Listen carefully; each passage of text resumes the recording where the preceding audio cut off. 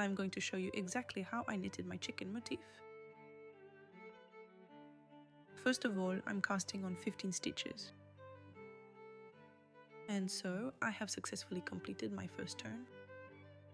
For the second row, I'm going to slip my stitch knitwise without working it. We always slip the very first stitch without knitting it, and I'm also knitting the second row in a plain knit stitch. I have knitted with my brown base color all the way to the end of the row. Then I turn my work over. At this stage, we'll actually be knitting from left to right, and I'll continue to knit with the brown yarn until I reach the chicken's first orange leg. I am putting on my new rope.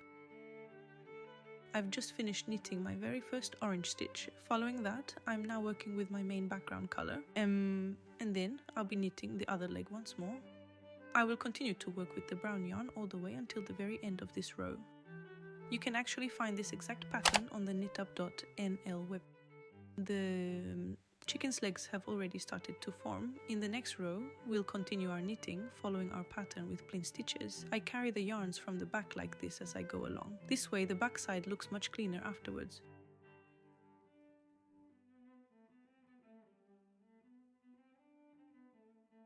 I'm finishing this turn as well.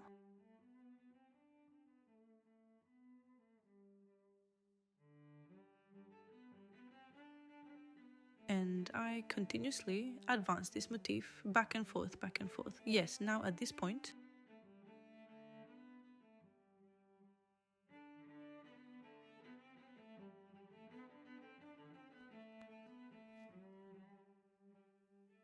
I'm going to show you how to attach the beak part. Just like we did for the previous rows, we'll attach our yarn in exactly the same way, and I'm using the yarn advancement technique from the back. Finish this one too. As you can clearly see, it looks quite adorable.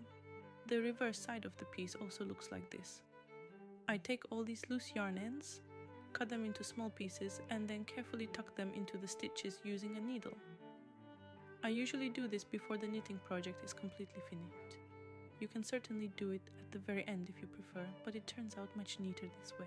Then I knit my stitches completely in brown, making a section of 15 by 15. This way we obtain a measurement. This final row happened to be a purl stitch, and I'm continuing by binding off the stitches. I'm knitting a stitch and then I'm passing the one I just made over the next stitch. This is how the crochet piece looks. Alright, I'm going to demonstrate how I created these decorative border stitches using a crochet hook. I had already completed my main crochet work, which you can find in the first part of this tutorial. Now, on top of this finished crochet piece, I will make a single chain stitch from the corner, and then I will insert my hook into the very first available space.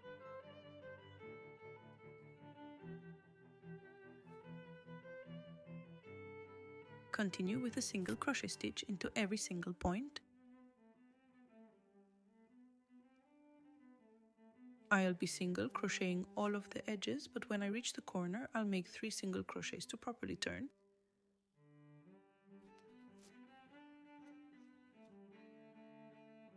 Until the final point. That section might feel a little bit tight, but that's perfectly fine. Yes, in this manner I've worked the corners with 3 single crochets each, and then 1 single crochet into every single stitch. You could actually even use it exactly like this, but I truly adore the beautiful finish of this particular shell stitch. That's precisely why I'm now going to chain 3 stitches. And then what I'm going to do is make 2 more double crochet stitches, all in that very same spot. I'm not going into the very next stitch, but skipping it and going into the one after that to make a single crochet. And then again, I'll skip the next stitch and go into the one following it to make 5 double crochets. This is actually how it will proceed.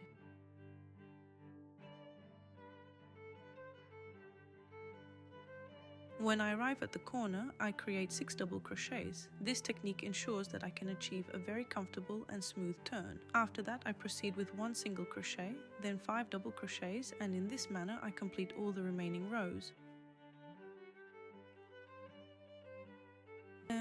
When I reach the final point, I make 3 more double crochets into the very same stitch where I made the first 3 double crochets. This way I will have a total of 6 double crochets, and I'm finishing my project with the slip stitch technique.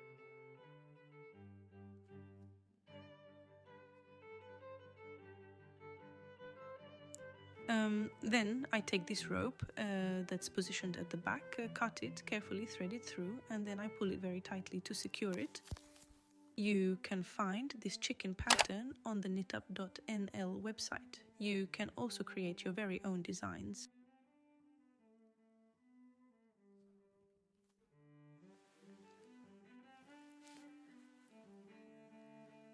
Then I cut the yarn and my knitting is finished like this. This is how it looks before blocking.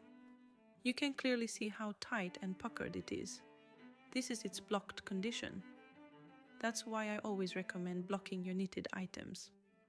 I have a video about this topic, you can definitely watch it. This way your finished pieces will look much more relaxed and even.